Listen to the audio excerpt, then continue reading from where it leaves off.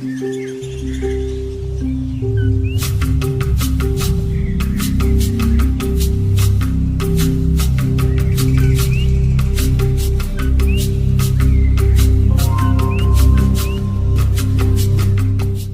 guys, welcome to episode 4 of Roarcast podcast. I'm Ruth Uchenna, your host, and with me is my co-host, Mr. Sala. Hello, everybody. I'm so glad to be here for the fourth episode of Roarcast Podcast, the official podcast of Sonia Sotomayor Middle School in NL5. And yeah, what an exciting month has it been, Ruth, right? We were so busy that we could not even record an episode in April. We are here in May. But we are so excited to have some very special guests among us. We have Mr. Art, the chair of our ELD program, and one of our ELD star performers, Eliza, in this show. So, welcome to the show. Please introduce yourselves. Hi, my name is Lizer, and I'm an 8th grader at Sonia Sotomayor Middle School. Hello, everyone. I'm Mr. Art. Thank you so much for having us. It's an honor to be part of your podcast. We are here to help our students and you in whatever way we can to talk about our program. Yeah, thank you so much for being here. I know that so much has been going on, right, Eliza? You this year month, I mean not this month, last month, which is April, you had field trips, testing, MCAP. What else, Ruth? What happened? Like, did you go on a field trip, any kind of trip, or any testing? Yeah, we went to the math field trip.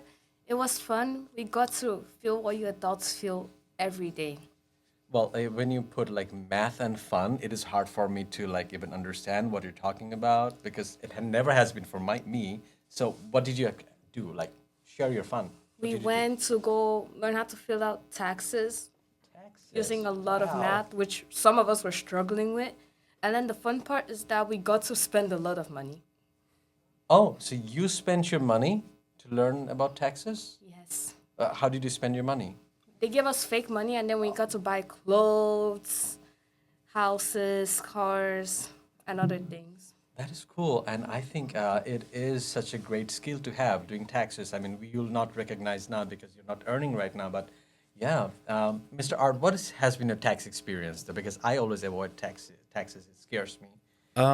So I have never done taxes before moving to the United States before. And when I moved here, that was something new to me, trying to understand what it is and what I was gonna do. And I'm gonna share something funny with our students and also staff. When I received my first paycheck and it wasn't the exact amount that I was promised to receive, I was very upset and frustrated because I didn't know that there's going to be a taxation from my salary. So that's something that was new that I learned, and I was frustrated, but I understand what it is, and it is what it is. Yeah, I can imagine. Like you get your paycheck, and where's my money? It's easy to That's get exactly freaked what out. happened to me. Yeah. Yeah. So, Eliza, did you go to that finance fair as well? Yes, I went last year. Oh, okay. So, for our Spanish-speaking audience, could you tell us what the trip was about or what you learned?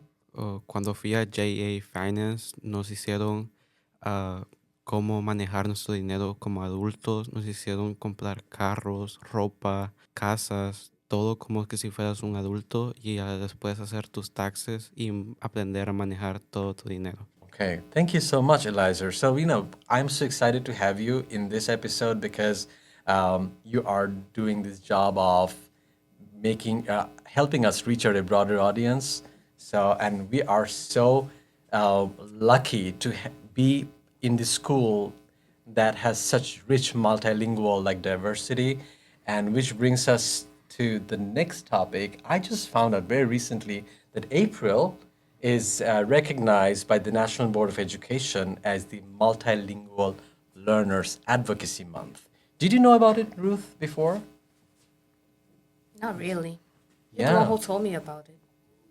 Okay, yeah. So, and I thought it's great that we have our ELD head, Mr. Art, here, and you here, Eliza, and Ruth here, who I think speaks more than English. What languages do you speak?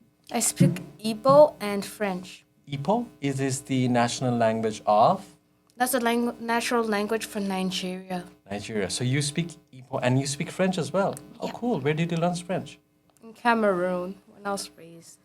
Oh, wow. Yeah, I know like one of my colleagues here, teacher Mr. Tang, and other teachers from Cameroon, they speak to each other in French all the time.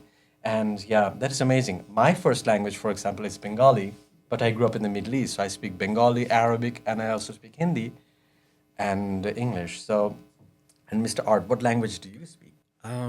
Mine is a little bit special case. So I grew up in Armenia. Armenian is my native language. And then at school, I learned Russian, which was my second language. And then as an international language, there was French. I learned a little bit. I didn't get a chance to learn any English until I was an adult. But when I was a student in Jerusalem, I was learning Hebrew and Arabic as well. I remember a little bit from each, but currently English, Armenian, and Russian, and I'm hoping to learn Spanish. I learned a little bit, but it's a dream of mine to one day eventually be able to communicate with my students in their native language. Yeah, that has been my dream too, and I failed miserably. I started learning last semester. I dropped out. I meant like drop out. So I'm so embarrassed, but that would be my resolution for next year to learn Spanish. So even in this class, as a room, as I've been thinking, how many languages do we speak in this room? Did you count? Like we have Ipo, French, Armenian, Arabic. Spanish, Arabic. So more than like 7 languages in this small room, 4 of us. So imagine how many languages we have in the classroom. So my question, I'm very curious to hear from Eliza that you have been in the school since the 6th grade, So yes, in 6th grade. and most of your teachers, Spanish is not their first language. They don't speak Spanish. So could you share with the audience how your experience has been as a multilingual learner, your challenges, positive, negatives? So my biggest challenge was when I first came here. I came here in 2nd grade, and I remember I had this teacher which she didn't speak English, I mean Spanish at all, and it was a struggle because I got lost the first day of school, and I remember I started crying because I didn't know where to go, and then someone took me to the main office to help me out, and that was like the my my biggest challenge. Well, thank you for sharing. And how about this school? Like, share your experience about because in when you're in the lunchroom, you have most of the students speaking Spanish. So, isn't it the case? Or here in the canteen? No. Really, I thought when because if most of the students are like Spanish speaking, when you go to the cafeteria, you're speaking Spanish, or do people? People speak in 6th grade. Yes, I only hang out with people that speak Spanish during lunch, but then 7th and 8th grade I started to hang out with people that speak English during lunch. So you made a decision to do that. Was it because to practice English and diversify? No, it was because they moved schools, so I had to make new friends to sit with in lunch. So yeah. Great. And how did you get into your ELD program with here as an ELD student? How was your experience working with Mr. Art? Oh, working with Mr. R was great. Like, he listened to you. Like, he really pays attention to you. He cares about you. And if you don't understand something, he will stop and explain it to you so you can understand. And that's something that I really like about teachers when they stop and really answer your questions and explain the best as they can. Great. So I'll get to. I see Ruth and I have been seeing like Mr. Art is being a humble brag and say, no, I was not great. So listeners, you cannot see that, but we're seeing it. But we'll get to Mr. Art soon. Could you say something for our Spanish-speaking audience? What your experience has been for the program, or do you have anything to say to them and why they should pay attention to the program? Okay. Trabajar con Mr. R cuando estábamos en 6º grado fue muy importante para mí porque me ayudó a entender que tenía que salir de ELD para enfocarme en otras cosas más importantes en la escuela. Trabajar con Mr. R fue muy bueno porque él paraba la lección para explicarme bien las cosas que no entendía. Y yo creo que es muy importante salir de ELD para enfocarte en otras cosas. Thank you, Eliza. So, Ruth, how has been your experience being in the school in a multilingual environment? Because you have friends who must have friends who speak Spanish all the time in a canteen or other places. In the classroom, how do you navigate all these different languages around you? The different languages was actually pretty fun because since I was really friendly, I just walked up to someone and just say hi. But on the first day of school, I also got lost. And then I went to Mr. Dennis. I went back all the way to Mr. Dennis looking for him. And I was like, Mr. Dennis, I don't know where my classroom is. Then I found my teacher, Miss Grant. I just found her out of nowhere. She said, show me your schedule. And then I found out I had her first mod. Then I walked into her classroom.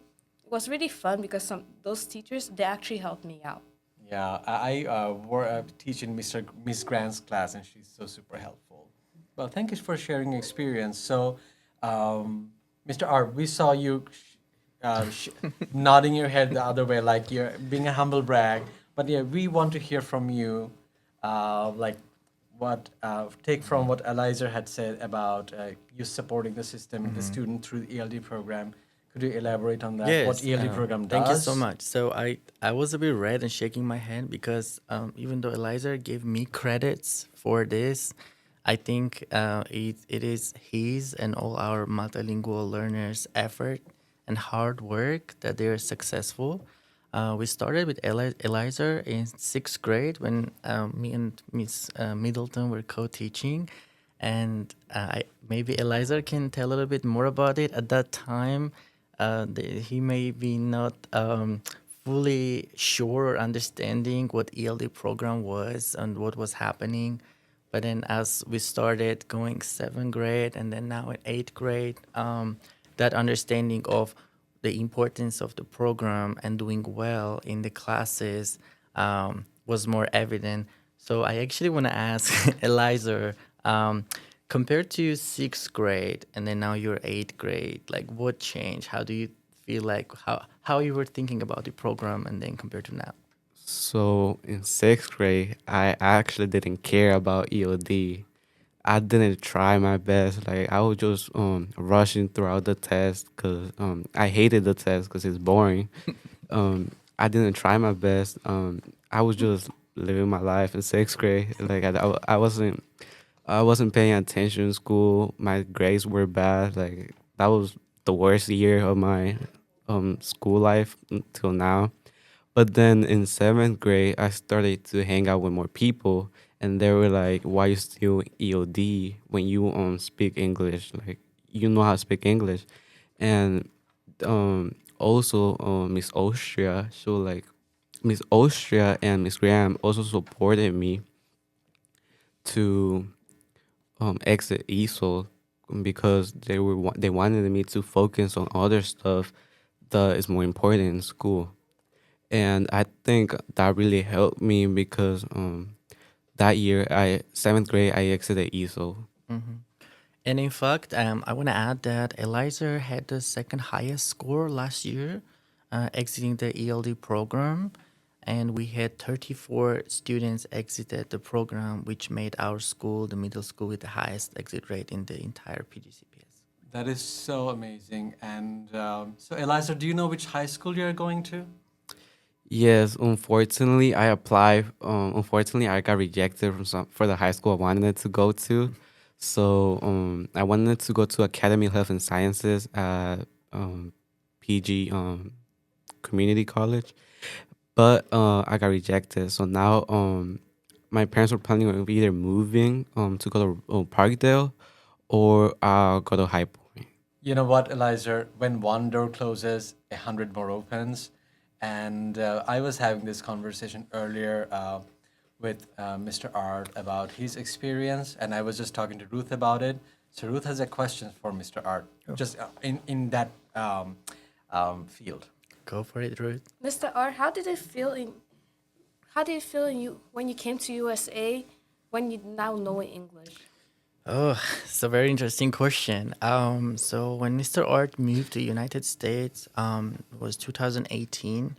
I moved here to go to a university. I wanted to go to University of Maryland. I applied, but my application was denied because I was lacking English proficiency documentation. So they asked me that I had to take a TOEFL class and TOEFL and exam. I tried, but it was very difficult. Back in the day, Mr. R could barely communicate in English. So they recommended me that I need to go to a community college to improve my English in order to go to university. So I enrolled in a Montgomery College for 2 years. I myself took all ELD classes until I exited the program. Then I was eligible to go to university and then go from there.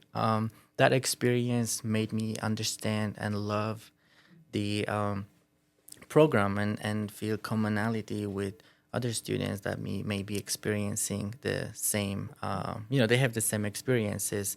That's why sometimes I say that it's very, very important to do well in the program, not only for your career advancement purposes, but also for, after school, for employment purposes. And eventually, if you want to be more successful in life, it is always good to speak the language of the country that you're living in, because that always open more doors, and the more languages you know, the more doors are open to you.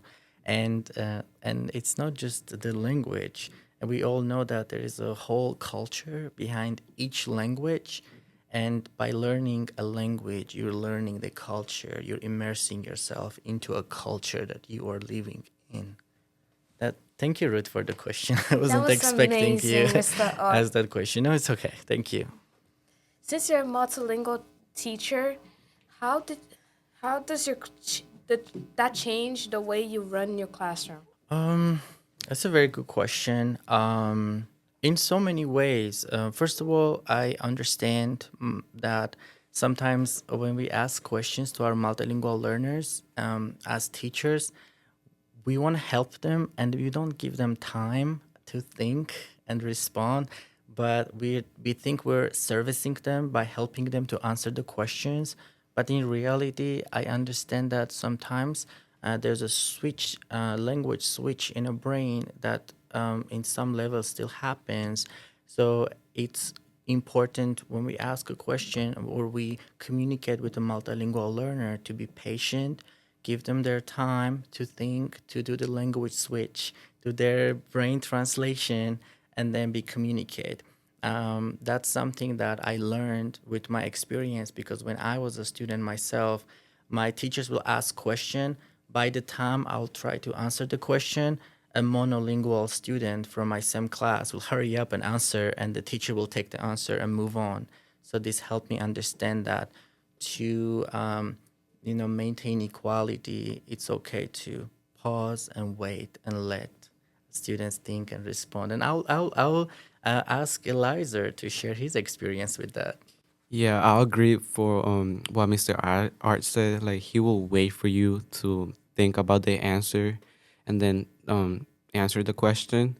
And that's something I really liked about him because he will wait for you. He'll wait for you to give the answer.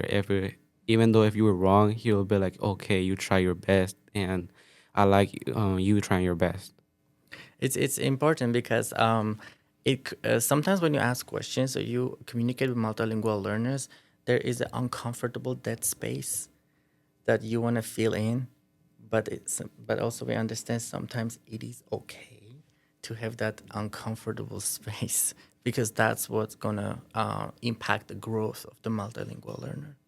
Yeah, I have listening to this conversation. It's been a master class for me because I don't speak Spanish, so I'm also teaching. So it resonates so well with me that I have had similar experience.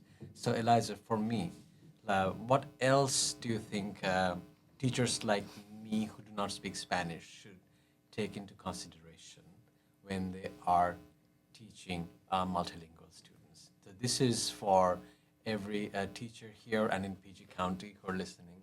What would you ask them to do? What I will ask them to do is um, take their time, like take if you ask students something, either ask another student to translate or use Google Translator to ask them a question or let them answer a question to you. Uh, and that's, I would say just take your time, like wait for the student, and I don't know. Yeah, thank you. Now, this is great. So at times though, like I try to translate things in Google Translator, and the Google Translator has their mind of their own. At times they would translate it and come out very funny, and especially I'm playing the audio, the way the person, the robot in the translator would speak, it will be come out as sounding funny, and I wouldn't know that if she said the right thing or not, and the students would start laughing. And I'm like, did she say something wrong, or is it something funny? But yeah, I think it's a journey, and I've been very lucky to be in this school and see how gracious our students have been in accommodating teachers who do not speak their language. So I think I also want to take a moment to appreciate that about all our students.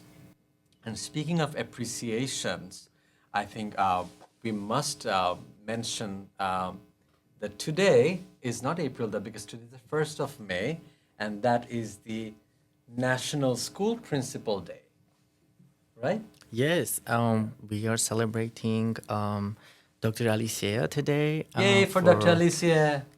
We're going to. We're celebrating Dr. Alicia, all his hard work, and it's interesting. We're having the Multilingual Month podcast today because Dr. Alicia himself is a multilingual person. He has been an ELD teacher, ELD advocate, and he understands the language learning from inside out. And I think that is part of how the program and the overall school works well in harmony because he is an insider and he knows what it takes working with a multilingual student.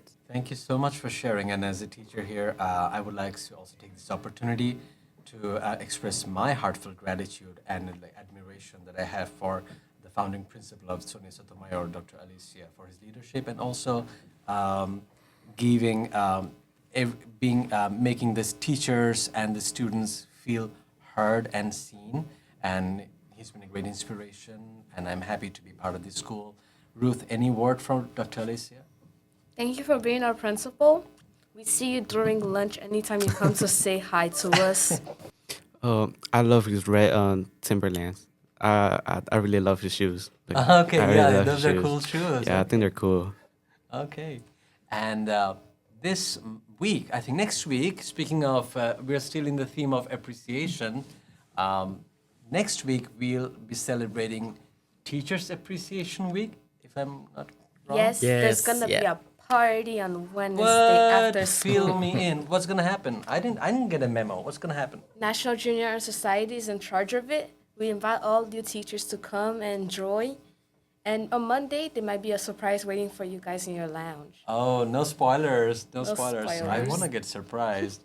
Great. And speaking of appreciation, I think we should also take some time to take this moment to appreciate our amazing students in April who made us really proud, made our school proud in the field of sports and academics.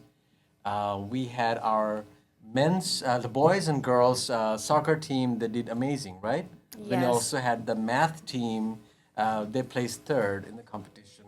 Could you tell us more about it? Like who about the soccer teams, what they did? The soccer team, both girls and boys team won against another school, which was amazing. I don't know exactly what school they won against, but I know they won by at least 2 points. I think the boys team score was 6-2, which is I think amazing. I forgot that was the girls score and Actually, the boys they went versus Bedsville Academy, and the boys, I think it was 6-0, and the girls, I think it was 2 something. awesome. But both teams 6-0 won. and 2 something. That's Yeah. great. And we had our math team. They placed third. So what we plan to do is next for our next episode, we are planning to have the math team members, and we'll try to get the captains and the coach of our soccer teams to share, to celebrate their success and also share their experience. So that's going to be for our next episode. And Ruth, what do you think we should do to wrap up today's episode with? We should get some information and advice from our guests. Okay, now go ahead, give your sales pitch. Mr. Art, what do you think we should do to improve this? You were talking about the podcast. Yeah. Yes. Whatever you're doing, this is amazing. This is first time I'm experiencing something like this with headphones. This is very excited, and I want to thank you to Mr. Sala and Ruth, to you, for creating this opportunity for our students. There's so much happening at school that we may not be able to part of it, but being able to listen, it is very helpful to be part of something in a way.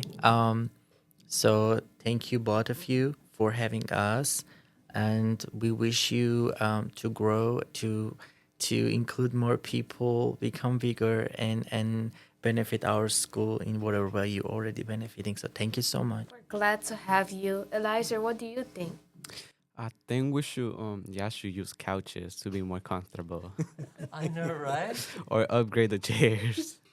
Okay, point taken. I love that, Eliza. Yeah, good feedback.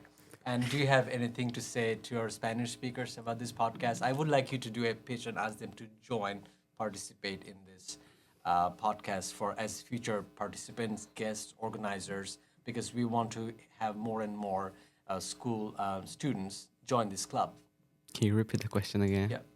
Is there something you want to tell to the students why they should become a member of the Roarcast podcast club and just like you come in and amplify their voices, share their thoughts? Do I say in Spanish or? Yes. Creo que estudiantes que hablan español deberían venir al podcast para contar sus historias, para contar lo bueno o malo que lo están pasando o cómo les está yendo en su aventura aprendiendo inglés cuando solo hablan español o otros idiomas. That was fantastic. Thank you so much, Eliza. Thank you so much, Mr. Art, for We're being here. so happy Thank to you. have Thank you you for around having with us. And that's it for our episode of Roarcast Podcast. Thank you for watching and listening to us, and have an amazing day. We also invite you to share ideas for future episodes. Thank you and bye.